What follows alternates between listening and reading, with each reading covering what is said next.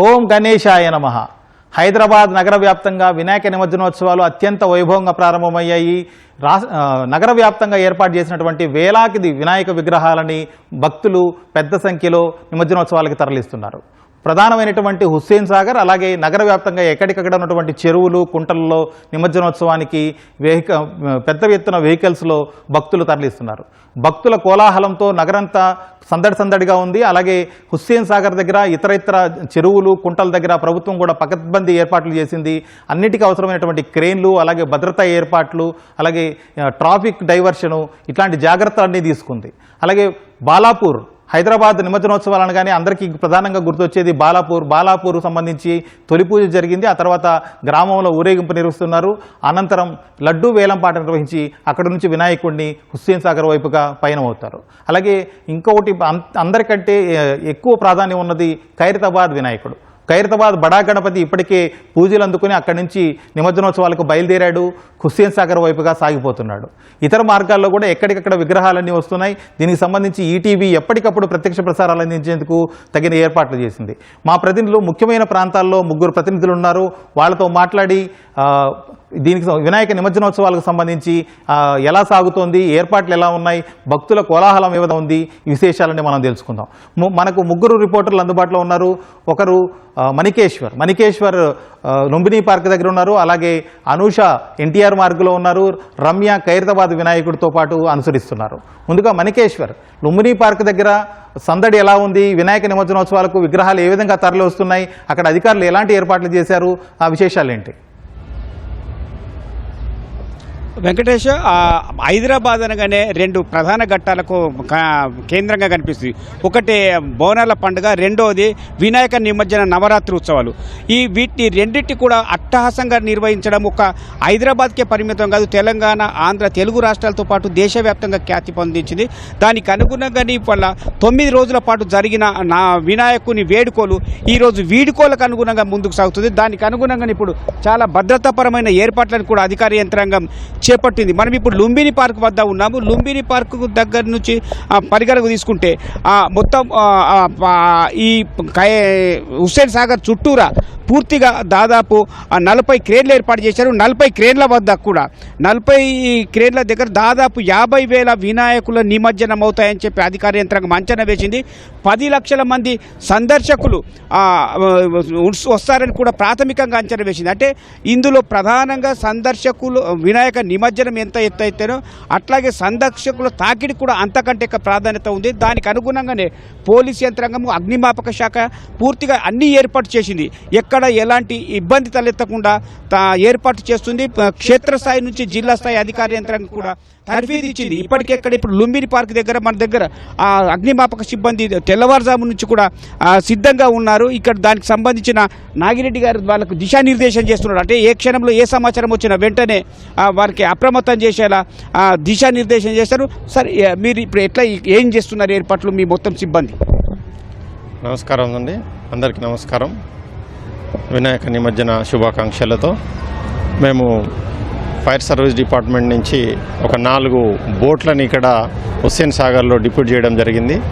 ఏదైనా ప్రమాదం జరిగినప్పుడు, ప్రమాదవశాత్తు ఎవరైనా నీటిలో పడిపోయినప్పుడు వారిని రక్షించడం కోసము బోట్లని, తర్వాత ఆటోమేటిక్ రిమోట్ లైఫ్ బాయ్లతో సహా మొత్తం సిబ్బంది 26 మంది సిబ్బందిని ఇక్కడ డిప్యూట్ చేయడం జరిగింది. మొత్తము హుస్సేన్ సాగర్ నలుమూలల మా బోట్లు పహారా కాస్తూ ఎటువంటి ఏ విధమైనటువంటి విపత్తును ఎదుర్కోవడానికి కూడా సిద్ధంగా ఉండడానికి మాకు మా పై అధికారుల నుంచి ఆదేశాలతోటి ఇక్కడ మేము డిప్యూట్ చేయడం జరిగింది. మేము ఇక్కడ నిమజ్జనం కంప్లీట్ అయ్యే వరకు కూడా పూర్తిగా ఇక్కడ అప్రమత్తతో ఉండి ఏదైనా ఇన్సిడెంట్ జరిగితే దాన్ని ఎదుర్కోవడానికి సిద్ధంగా ఉన్నామని తెలియజేస్తున్నాం. ఇది హైదరాబాద్ నగర అగ్నిమాపక శాఖ నాగిరెడ్డి గారి అభిప్రాయం. అంటే ఇక్కడ హుస్సేన్ సాగర్ చుట్టూరా 40 క్రేన్లకు అనుగుణంగా భారీగా వినాయకులు తరలి వస్తున్నాయి.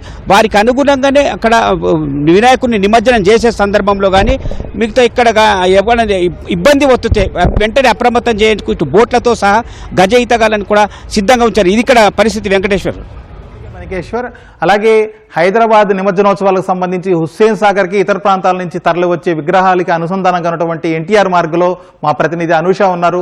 అనూష, అక్కడ వినాయకుడి నిమజ్జనానికి సంబంధించి విగ్రహాలు, వాహనాలు, భక్తులు ఏ విధంగా తరలి వస్తున్నారు, ఎలాంటి కోలాహలం నెలకొంది, అక్కడ ఏర్పాట్లు ఎలా ఉన్నాయి, ఆ విశేషాలు ఏంటి?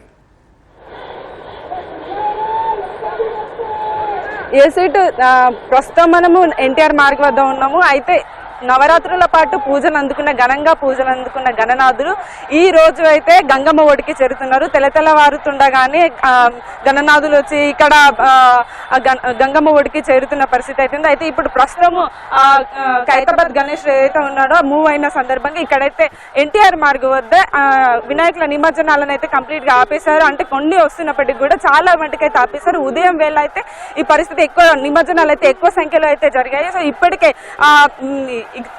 నగర వ్యాప్తంగా ఉన్నదే కాకుండా వివిధ జిల్లాల నుంచి కూడా వచ్చి ఇక్కడ నిమజ్జనాలు చేస్తుంటారు. కాబట్టి ప్రతి వాహనానికి కూడా ప్రత్యేకంగా ఒక QR కోడ్ ను పెట్టి ఏ క్రేన్ వద్ద ఏ వినాయకుడు నిమజ్జనం అవ్వాలి అనేది కూడా స్పష్టంగా పెట్టేసి ఇక్కడ చాలా ప్రశాంతంగా అయితే ఇక్కడ నిమజ్జనాలు అయితే కొనసాగుతున్నాయి. అయితే ఈ రోజు రంగారెడ్డి, హైదరాబాద్ అండ్ మేడ్చల్, మల్కాజ్గిరిలో సామూహిక నిమజ్జనోత్సవాలు జరుగుతున్నాయి. ఈ సందర్భంగానే ఈ 3 జిల్లాల్లో కూడా సెలవులు ప్రకటించిన పరిస్థితి ఉంది. సో ఈ విషయం ఇప్పటికే మనకు తెలుసు. సో ఈ నేపథ్యంలోనే ఈ రోజు ఇప్పటి వరకే 2 లక్షలకు పైగా నిమజ్జనాలు అయితే జరిగాయి, వినాయకులు అయితే నిమజ్జనాలు జరిగాయి. సో ఇప్పుడు ఈ రోజు 50,000 వరకు కూడా వినాయక విగ్రహాలు అయితే నిమజ్జనం అవుతాయని అధికారులు అయితే అంచనా వేశారు. దీనికి తగ్గట్టుగా అన్ని రకాల ఏర్పాట్లు అయితే చేశారు. ఒకసారి మనం ఇక్కడ ఎన్టీఆర్ మార్గ్ వద్ద పరిస్థితులను ఒకసారి చూద్దాము. సో ఇక్కడ ప్రధాన మార్గం ఏదైతే ఉందో నిమజ్జనానికి, దానికి ఇక్కడ వైపు అయితే వాహనాలను రానివ్వట్లేదు. మరో దారి ఏదైతే ఉందో ఆ శోభాయాత్రను తీసుకుంటూ అయితే వాహనాలు వెళ్తున్న పరిస్థితి అయితే మనకు కనిపిస్తుంది. వినాయకులని ఊరేగింపుగా అయితే తీసుకొని వెళ్తున్నారు. డీజే పాటలతో, డాన్సులతో చాలా కోలాహలం నడుమ అయితే వినాయకులు అయితే గంగమ్మ ఒడికి చేరుతున్న పరిస్థితి అయితే ఉంది. సో మరోవైపు ఇక్కడ చూసుకుంటే దాదాపుగా ఈ హుస్సేన్ సాగర్ చుట్టూతోనే 40 క్రేన్లకు పైగా అయితే ఇక్కడ ఏర్పాటు చేసి నిమజ్జనాలు చాలా ప్రశాంతమైన వాతావరణంలో అయ్యేటట్టు అయితే చూస్తున్నారు. సో చుట్టూతో ప్లేస్ ఉన్నప్పుడు కూడా ప్రతి చోట కాకుండా కొన్ని డెడికేటెడ్ ఏరియాస్ లోనే ఇక్కడ నిమజ్జనాలు అయితే కొనసాగుతున్నాయి. సో ఇక్కడ మనం ఒకసారి చూసుకుంటే ఇక్కడ ప్రస్తుతం అయితే ఖైరతాబాద్ గణేశుడి నిమజ్జనం అయిపోయిన తర్వాత అయితే భారీ ఎత్తున నిమజ్జనాలు జరిగే అవకాశం అయితే ఉంది. సో ఖైరతాబాద్ గణేశుడు కూడా ఇప్పటికే మూవ్ అయ్యాడు కాబట్టి సో ఇప్పటి వరకు అయితే ఇక్కడ ఉదయం వరకు నిమజ్జనాలు సాగినప్పటికీ ఇప్పటికైతే ఆపేసిన పరిస్థితి అయితే ఎన్టీఆర్ మార్గ్ లో. అనూష, ఇప్పుడు ఎంతసేపు వినాయక నిమజ్జనోత్సవాలు, ఇతర వినాయక నిమజ్జనోత్సవాలు ఆపుతారు? ఖైరతాబాద్ వినాయకుడి నిమజ్జనం ఏ టైం లోపల పూర్తయ్యే అవకాశం ఉంది? దాదాపుగా ఇప్పుడు ఉదయం నుంచి చూసుకుంటే కూడా మనకి 2 గంటల నుంచి 3 గంటల వరకు ఒక వాహనం వచ్చి వినాయక వాహనం వచ్చి నిమజ్జనం చేయడానికి అయితే టైం పడుతుంది. అయితే ఈ రోజు 1 గంట వరకు 1:30 వరకు కూడా ఖైరతాబాద్ గణేశుడి నిమజ్జనం జరిగే అవకాశం ఉన్నందున 1 గంట తర్వాత అయితే అధిక సంఖ్యలో వివిధ జిల్లాల నుంచి వచ్చిన వినాయకులు కానీ ఇంకా వేరే ప్రాంతాల నుంచి వచ్చిన వినాయకులు కానీ నిమజ్జనం అయ్యే అవకాశం అయితే కనిపిస్తుంది. కేవలం ఈ హుస్సేన్ సాగర్ ప్రాంతంలోనే 50,000 విగ్రహాల వరకు కూడా నిమజ్జనం అయ్యే అవకాశం అయితే మనకి కనిపిస్తుంది. దాదాపుగా ఈ రోజు మొత్తానికి కూడా ఈరోజు సాయంత్రం వరకు కూడా ఆల్మోస్ట్ నిమజ్జనాలు అయితే పూర్తయ్యే అవకాశం అయితే కనిపిస్తుంది. ఓకే, అలాగే హైదరాబాద్ నిమజ్జనోత్సవాలు అనగానే మనందరికీ గుర్తొచ్చేది ఖైరతాబాద్ బడా గణేశుడు. ఖైరతాబాద్ బడా గణేశుడు ఇప్పటికే నిమజ్జనోత్సవాలకు బయలుదేరాడు, హుస్సేన్ సాగర్ వైపుగా సాగిపోతున్నాడు. అక్కడ మా ప్రతినిధి రమ్య అందుబాటులో ఉన్నారు. రమ్య, ఖైరతాబాద్ వినాయక నిమజ్జనోత్సవానికి ఖైరతాబాద్ వినాయకుడు బయలుదేరాడు. అక్కడ ఖైరతాబాద్ వినాయకుడి నిమజ్జనోత్సవాలు ఎలా జరుగుతున్నాయి, ఏ విధంగా కదిలిపోతున్నాడు హుస్సేన్ సాగర్ వైపు, భక్తుల కోలాహలం ఏ విధంగా ఉంది?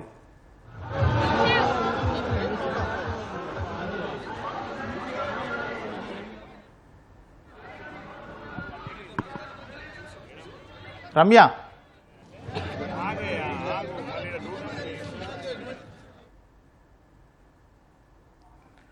అనూష, అలాగే ట్యాంక్ బండ్ దగ్గర ఇతర ప్రాంతాల్లో ఓకే ఖైరతాబాద్ వినాయకుడి కోసం కొంతసేపు వినాయక నిమజ్జనోత్సవాలను ఇటువైపు ఒక మార్గంలో ఆపారు.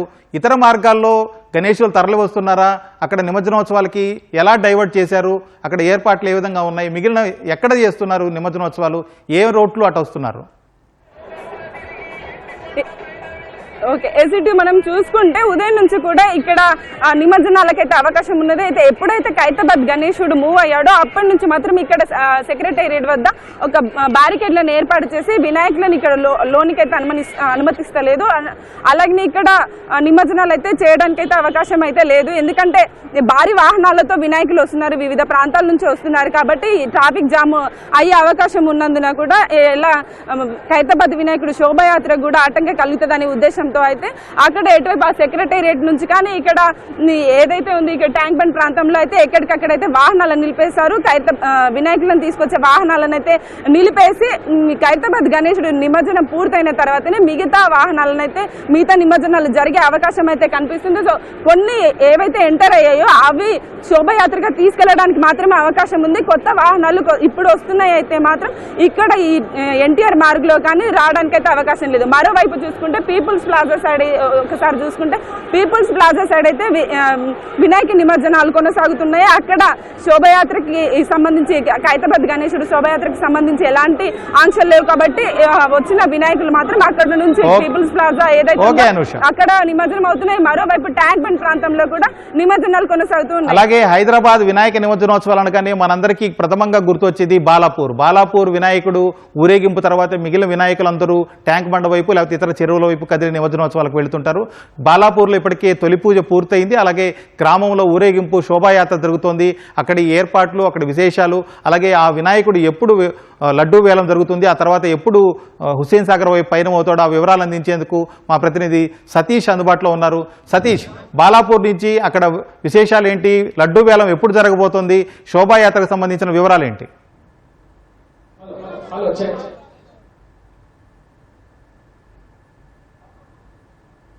సతీష్,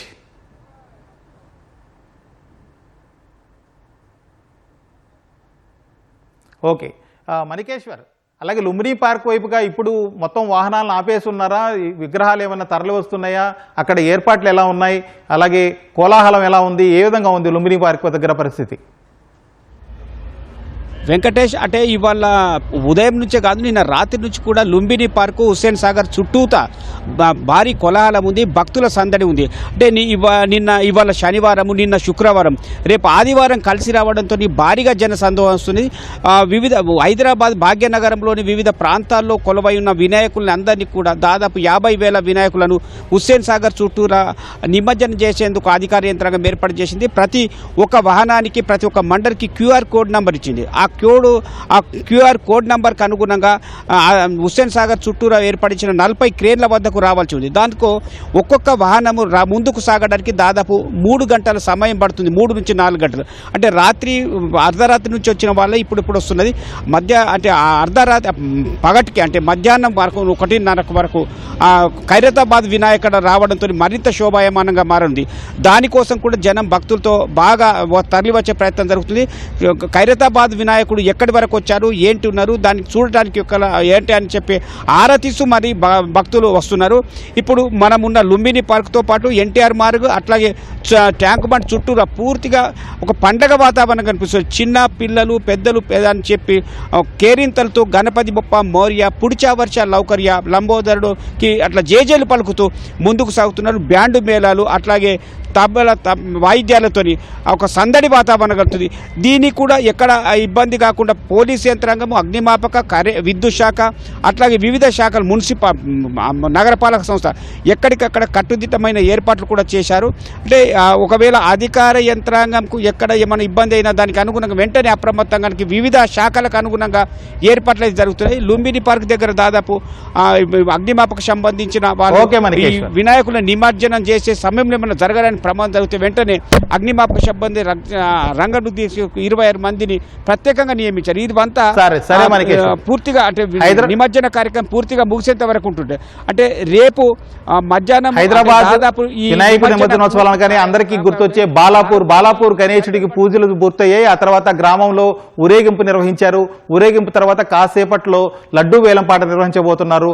అత్యంత వైభవంగా శోభాయమానంగా జరుగుతున్న శోభాయాత్ర, లడ్డూ వేలంపాట ఏ విధంగా ఉండబోతోంది, ఎప్పుడు హుస్సేన్ సాగర్ వైపు వినాయకుడు కదులుతాడు అనే సంబంధించి వివరాలు అందించేందుకు మా ప్రతినిధి సతీష్ లైవ్ లో ఉన్నారు. సతీష్, బాలాపూర్ విశేషాలేంటి? మాజీ ఎమ్మెల్యే ప్రసాద్, బాలాపూర్ లడ్డు వేలంపాటకు మొత్తం సర్వం కూడా సిద్ధం చేసింది బాలాపూర్ గణేష్ ఉత్సవ సమితి. సో ఉదయాన్నే బాలాపూర్ గణేశుడు చివరి పూజ ముగించుకొని ఊరేగింపుగా కొనసాగుతున్నాడు. అయితే మార్గ మధ్యలో చిన్న అంతరాయం ఏర్పడింది.